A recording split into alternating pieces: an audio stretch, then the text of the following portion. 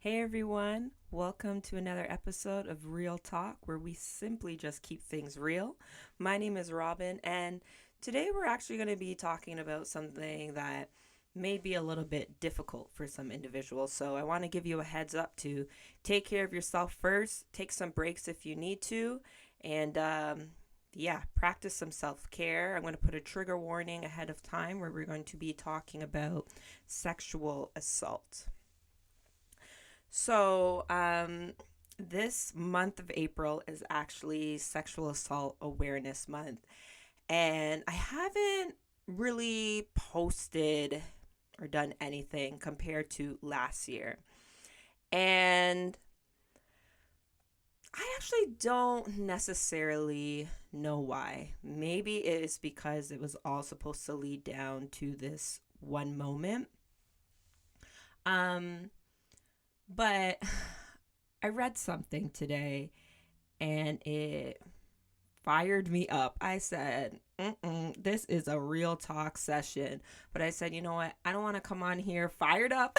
So I said, let me go drink some soup first. Yes, I drank some soup first and just decided to take a breather before I decided to dive into to this conversation that we are about to have. Um, I want to talk about healing from sexual assault. As a survivor and as a victoress, because I am not a victim, um, I wanted to share some aspects of my story that I really hope will encourage others. But I also feel like this is me empowering myself and stepping into my voice. I was talking with someone earlier today, and I said, I kept feeling like I kept saying, I'm reclaiming my voice. I'm reclaiming my voice. But the reality is that like my voice has been reclaimed, and now I have a truth. Now I have the choice, sorry, to walk out in that truth or continue to believe the lie that I have no voice. Okay? So this is where we are starting from today. And, before I even start, if you don't get anything out of this podcast, I want you to hear what I'm about to say. You did not and you do not deserve to be treated that way. Okay, let's say that again.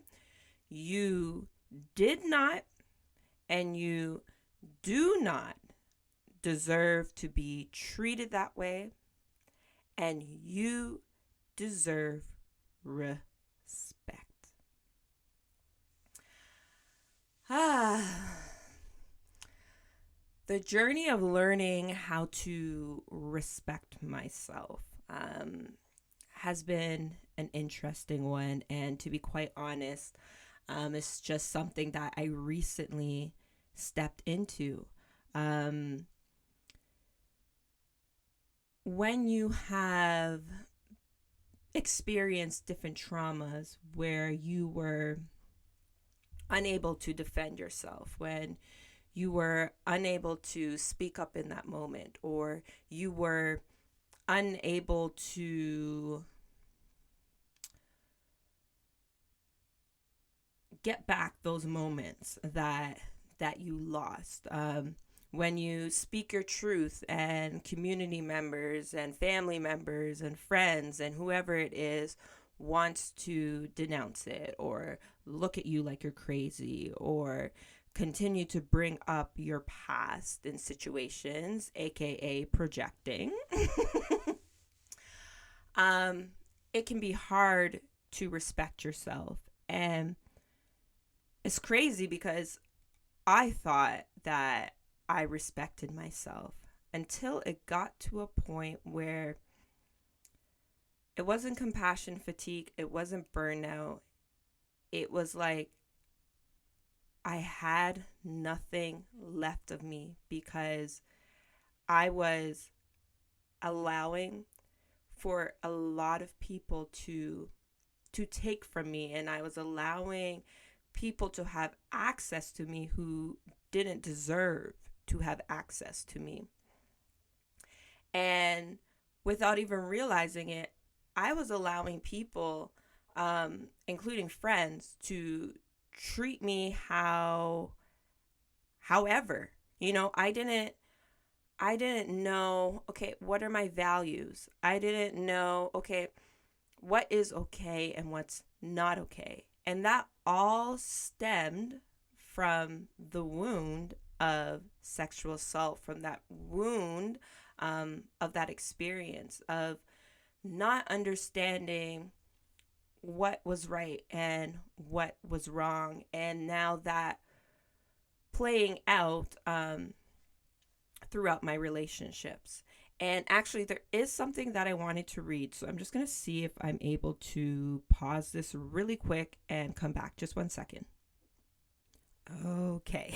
Sorry, I am back. It took me a hot minute to find what I wanted to read. Um, on my days, I actually don't even remember what I was talking about. Let me take a moment just to recollect my thoughts. This is why I didn't want to come on here worked up, but okay, so there is this entry that I wrote back in February, and it says, "Today I've come to realize that there is more to my identity than giving. And perhaps I always viewed or accepted that identity because since I was young, I took care of everyone's needs and assumed that responsibility. I am realizing now how important it is to have boundaries and control over access, especially as a sensitive individual, aka empath. It is literally causing me to be sick, especially when I don't know how to take off the heaviness." So, this, I think, was the turning point for me of when I was starting to realize that enough is enough, that I am giving and always being there for people because that's all I ever knew. But then there's also that aspect of like, I didn't know how to say no because 4-year-old me didn't get a chance to say no. 5-year-old me didn't get a chance to say no. 6-year-old me didn't get a chance to say no. 7-year-old me didn't get a chance to say no. 8-year-old me didn't get a chance to say no. 9-year-old me didn't get a chance to say no. 10-year-old me didn't get a chance to say no. 11-year-old me didn't get a chance to say no. 12-year-old me didn't get a chance to say no. 13-year-old me didn't get a chance to say no. 14-year-old me didn't get a chance to say no. 15-year-old me didn't get a chance to say no. 16-year-old me didn't get a chance to say no. 17-year-old me didn't get a chance to say no. 18-year-old me didn't get a chance to say no. 19-year-old me didn't get a chance to say no. 20-year-old me didn't get a chance to say no. 21-year-old me didn't get a chance to say no. And from all of those moments that have been stolen from myself and from other individuals who share the same experience, we lost the opportunity to not only know and understand what respect is, but to know and understand how to respect ourselves and how to respect our bodies. And when I started this healing, towards healing from sexual assault, I removed myself from the environment where this was occurring. And God has just been so gracious where He planted me around some women who, whether they know it or not, were able to speak. Not even speak. Women who were just able to be there for me and to believe me and to big me up, to help me regain my worth and my confidence and to validate me and to support me in the decisions that I had. Sorry, y'all, my cat has decided to come and join the party. I guess he can feel my emotions, so he's coming by. And it was like learning a new language for me. Like, wait, what? You want me to say no to this person?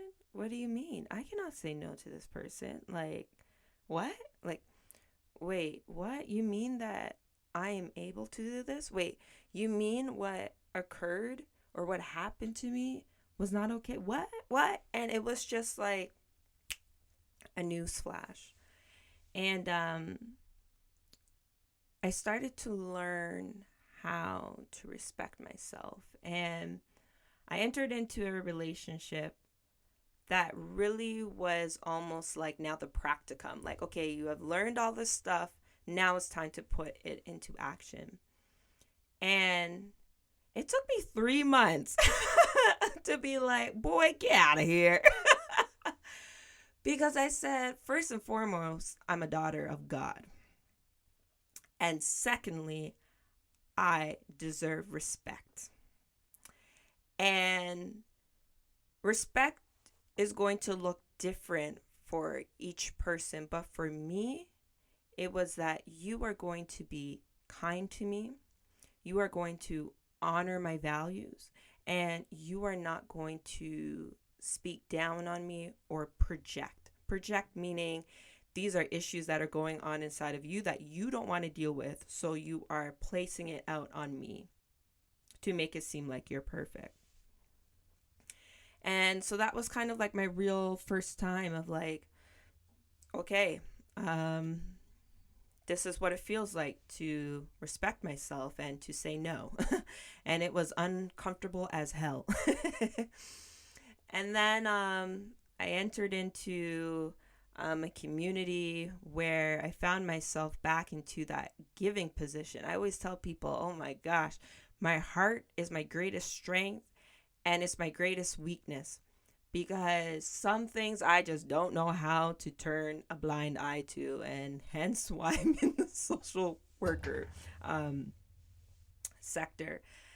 And I I gained some relationships in this community, and I found a lot of different individuals were coming to me with just their different experiences and the different struggles that they were having. And I identified that it was too much for me to take on my own.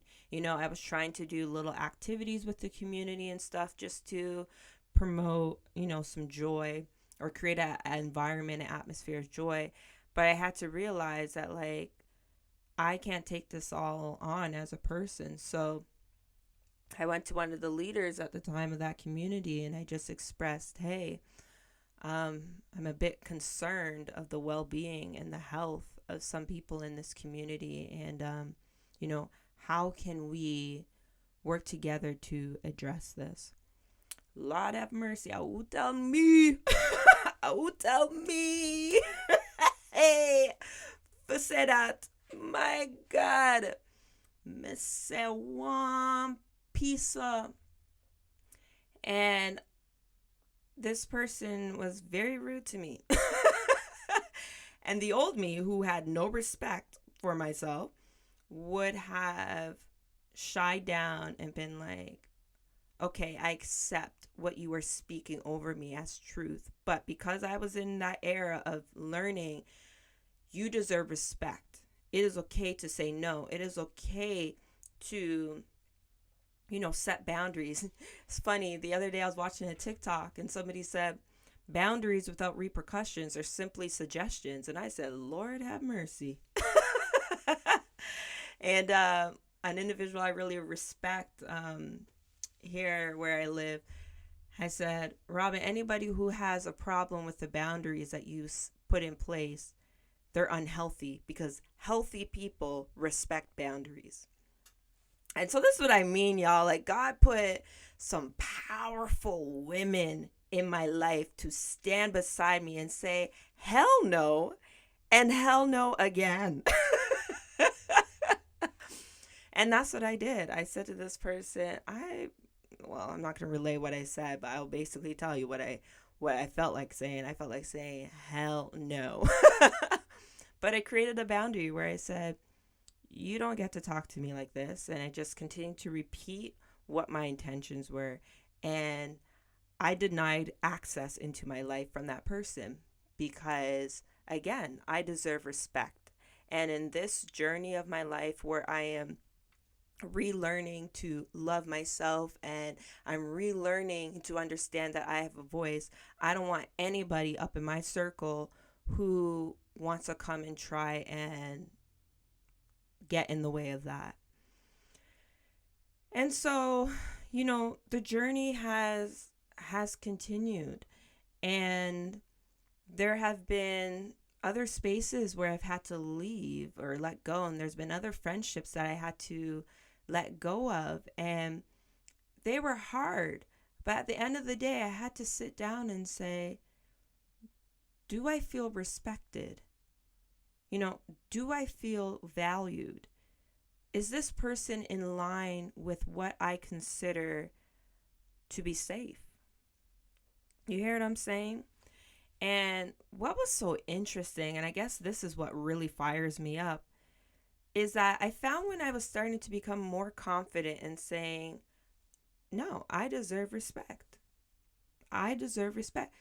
People were like, yeah, just give this person another chance. Just forgive them. And I'm just like, first of all, why do we, let's have a real talk moment for a second.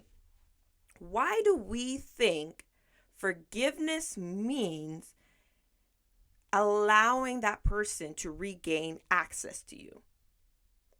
Let me tell you how this is something I struggled with for a minute, because I thought forgiving somebody meant, okay, you're back in my life. Okay, you have access to me again and all this stuff. And let me tell you, the moment I realized that was not forgiveness, I've been able to look at people and say, no, that's okay. I deserve respect. I've just been able, and I've been able to restate my boundaries and say, and that is okay. At the end of each boundary that I'm setting, at the end of each sentence that I'm making clear, I'm saying, and that is okay.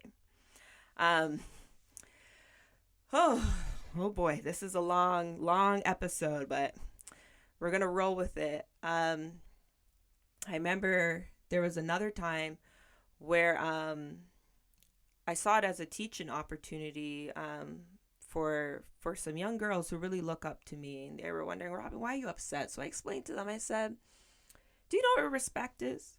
They go, yeah. I said, okay, how do you feel when you are respected? And they said, yeah, blah, blah, blah. And I said, okay, so how do you feel when you're disrespected? And they said, blah, blah, blah, blah, blah. And I let them know. I said, it is okay to have emotions. It's okay to be angry. It's okay to be sad. It's okay to be happy. It's okay to be anxious. But it's what we do with that emotion. And one thing that I keep telling these girls is, it's okay to be upset, but it's not okay to disrespect anyone. And one of the mottos that I have going with them is, I see them and I say, I am a daughter of God. And they go, I am a daughter of God. I deserve respect. And they repeat, I deserve respect. And it's been really powerful just seeing their confidence level shift, because we live in a society, especially when it comes to women and women of color, we have this thing where we're not supposed to have a voice. We just need to say yes and amen and continue to play that role of being a slave, to continue playing that role of being somebody's housemaid, where we just say yes even when we're disrespected. And let me tell you, that ends with me. Not in my generation moving forward. It ends with me. So what am I saying here? I want to let you know that this has been one of the hardest parts. I think the first part was having to leave my environment, miss many milestones, and it's something I don't like to talk about because I get emotional about it. Um, and the second hardest piece was learning to honor myself and to respect myself. And I encourage you, if you're on the same journey as myself, to one, like, really look at your environment. Who do you have around you speaking over you? Who do you have around you that you have allowed access to? Um, it's so interesting. Um, During this healing era of my life, I've it's just almost been like God's wing just covering me and protecting me, because I said I can't take any more hurt. So I need to be around people and in spaces where there aren't going to be any attacks on my heart, because I just can't afford that right now. I'm exhausted. And one of the areas that I haven't been in is church. And I find a lot of my friends, a lot of my religious friends, I love y'all because I know you're going to be listening to this, but y'all be getting on my last nerve. Because for whatever reason, no matter how many times I tell you, I don't want to go. This is not a safe space for me. Y'all keep inviting me. And I think, let me hear me out. I think it's coming from a good place of like, you're wanting me to experience what you're experiencing in that space. But we need to learn to respect people's healing journeys. Why are we putting the way that God can heal somebody in a box? Huh? What? Why? I don't understand that. And another piece that I would love to do a real talk on is the invalidation when it comes to church hurt. Oh boy, I'm not even going to touch into that, because we have this thing of being like, I understand you were hurt by the church, but no church is perfect. Right there in that sentence, you are invalidating that person's experience. You're basically saying, hey, I know you're hurt, but that's life and it happens. That's what you're saying. And can you imagine me going up to somebody and saying, oh my gosh, I am so sorry that you were ganged raped by a group of men. But not all men are like that. So, just come over to this group with all men that remind you of your trauma. Huh? Huh? Where is the love and the patience and the kindness and the long suffering? Where are the fruits of the Spirit? Anyways, y'all, let me not get started. I think perhaps I've already gotten started. But I wanted to share this, for the month of April. It's Sexual Assault Awareness Month. And all I ask is that we just learn to respect people. And my prayer is that, if this is a journey as well that you're going on, or that you're on, is that one day you will understand and know without a benefit of a doubt that you deserve respect. And I'm telling you, girl, I am telling you, boy, the moment that occurs for you, you're going to start experiencing a whole new level of freedom. And yeah, it's remarkable. It's crazy. It's wonderful. I also want to just take this opportunity for us to,